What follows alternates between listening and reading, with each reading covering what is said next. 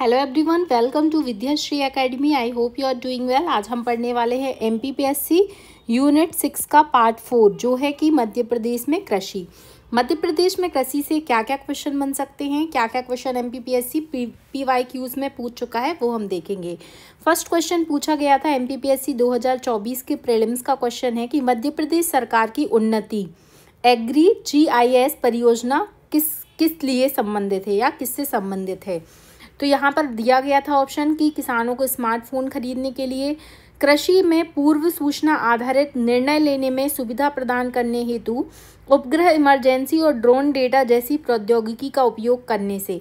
अब यहाँ पे अगर आपको उन्नति स्कीम नहीं भी बताती तो जो ये GIS आ रहा है ये हमें बताता है कि सैटेलाइट के थ्रू हम क्या करते हैं कि पूर्व अनुमान लगा लेते हैं कि वहाँ का जो एनवायरनमेंट है वो कृषि के लिए कैसा होगा।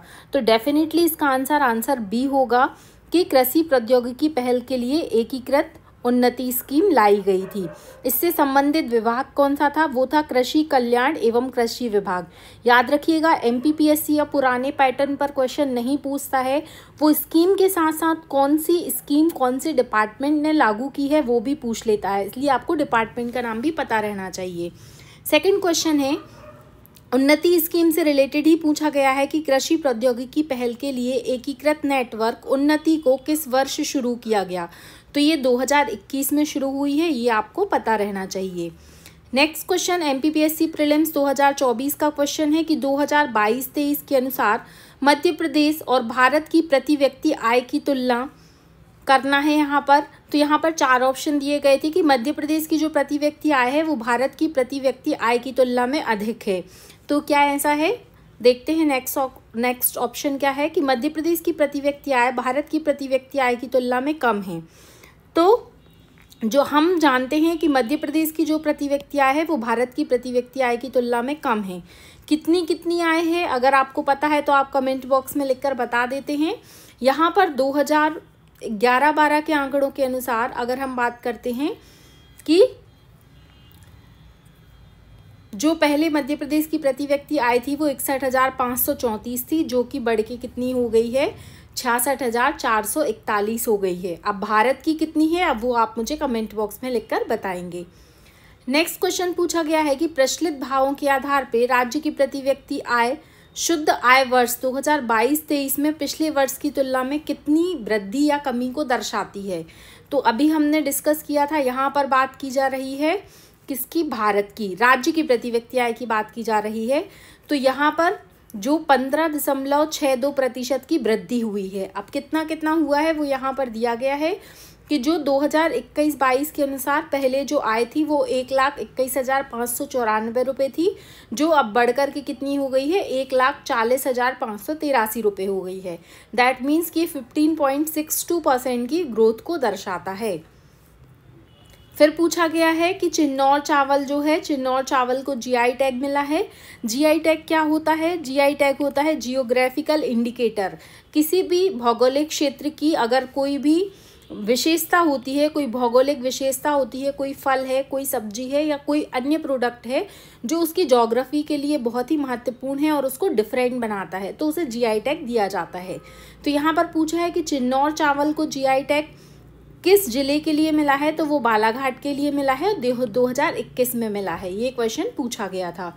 तो आपको जो recent GI tag Madhya Pradesh में मिले हैं वो सारे याद होने चाहिए। हो सकता है प्रीलिम्स में यही क्वेश्चन आपसे पूछा जाए कि बटिक प्रिंट जो है वो कहाँ का GI टैग है। तो उज्जैन के जो कपड़े हैं उसमें जो बटिक प्रिंट होता है उसको GI टैग मिला है। जो भेड़ाघाट के पत्थर शिल्प हैं उसको GI टैग मिल चुका है। जो MP और यूपी का कॉमन GI टैग है काठिया गेहूं की एक प्रजाति होती है। आपको पता रहना चाहिए कि मध्य प्रदेश में हम बात करते हैं तो जो महेश्वर की साड़ियां हैं उसको GI टैग मिला है। अगर हम बात करते हैं रीवा का एक आम है जिसे बोलते हैं सुंदरजा आम, उसको GI टैग मिला है। इस तरीके से आपको मध्य प्रदेश के जो अन्य GI टैग हैं वो भी पता रहने चाहिए। नेक्स्ट क्वेश्चन की बात करते हैं, मध्य प्रदेश में निम्नलिखित जिलों में से कौन सा मिर्च का सबसे बड़ा उत्पादक है। तो यहाँ पर हम बात कर रहे हैं मिर्च के उत्पादक की। तो जो मिर्च का उत्पादक है वो है खरगोन। खरगोन में मिर्च की मंडी भी है। और अगर हम बात करते हैं कि भारत में जो मिर्च के उत्पादन में मध्य प्रदेश सेकंड रैंक लाता है, ये आपको पता रहना चाहिए। इसके बाद जो है मध्य प्रदेश में प्रचलित भावों पर प्राथमिक क्षेत्र की हिस्सेदारी बताना है। यहाँ पर 45.53% है। 2023-24 के लिए पूछा है ये। फिर यहाँ पर पूछा है कि राज्य में स्थिर भावों पर 2023-24 के प्राथमिक क्षेत्र की हिस्सेदारी कितनी है। तो यहाँ पर प्रचलित भावों में पूछा गया था, वो थी 45.53%, और यहाँ पर स्थिर भावों में पूछा है जो है 35.82%। फिर पूछा गया है कि मध्य प्रदेश को 7वीं बार कृषि कर्मण अवार्ड मिला, तो वो किस चीज़ के लिए मिला है? कुल खाद्यान्न के लिए मिला है, मोटे अनाज, दलहन या गेहूं? तो मध्य प्रदेश में दलहन के लिए 7वीं बार क्या मिला है? कृषि कर्मण अवार्ड मिला है। तो ये भी आपको पता रहना चाहिए। जो लास्ट वाला 2016-17 में कृषि कर्मण अवार्ड मिला था वो गेहूं के उत्पादन के लिए मिला था, और इसके पहले 2011-12, 12-13 और 14-15 में कुल खाद्यान्न की श्रेणी में मध्य प्रदेश को कृषि कर्मण अवार्ड मिल चुका है। फिर पूछा गया है कि मध्य प्रदेश राज्य मिलेट मिशन कब प्रारंभ किया गया? तो 11 अप्रैल 2023 को मध्य प्रदेश में मिलेट मिशन शुरू किया गया था। मिलेट मिशन जो है वो मोटे अनाजों की पैदावार बढ़ाने के लिए शुरू किया गया था। नेक्स्ट क्वेश्चन पूछा है कि फार्म टू फार्क मध्य प्रदेश की किस नीति का दृष्टिकोण है? तो मध्य प्रदेश में जो जैविक खेती होती है वो फ्रॉम टू फार्क मेथड पर की जाती है। और ये क्वेश्चन भी एक एग्जाम में पूछा गया है मध्य प्रदेश के, कि जो मध्य प्रदेश में सबसे ज़्यादा, अगर हम सबसे पहले जैविक कृषि की बात करते हैं तो वो तो कहाँ से प्रारंभ हुई थी? वो सिक्किम से प्रारंभ हुई थी। लेकिन मध्य प्रदेश है वो भारत में जैविक कृषि का सबसे अधिक प्रतिशत, लगभग 40% पर मध्य प्रदेश में जैविक कृषि की जाती है। तो ये भी आपको पता रहना चाहिए। फिर पूछा है प्रधानमंत्री फसल बीमा योजना का प्रारंभ मध्य प्रदेश के किस जिले से हुआ है? तो वो सीहोर से हुआ है। ये भी आपको पता रहना चाहिए। नेक्स्ट क्वेश्चन है कि आइसो पम्प स्कीम का उद्देश्य क्या है?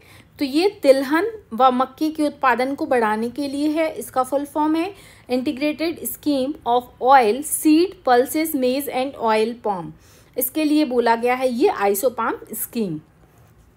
फिर पूछा गया कि मध्य प्रदेश में कृषि कैबिनेट का गठन कब किया गया? तो 2014। ये डायरेक्ट क्वेश्चन याद ही करना पड़े हमको कि 2014 में कृषि कैबिनेट का गठन मध्य प्रदेश में किया गया था।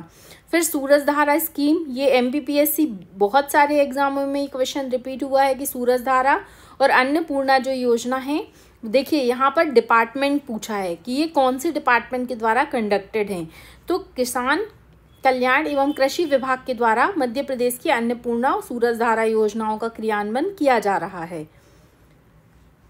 नेक्स्ट क्वेश्चन पूछा है कि सब mission on seed and planting material के अंतर्गत बीजग्राम कार्यक्रम में केंद्र और राज्य का जो परसेंटेज है वो बताना है। तो इस प्लांटिंग मटेरियल मिशन के अंतर्गत 60% जो है वो केंद्र सरकार का है और 40% राज्य सरकार का है।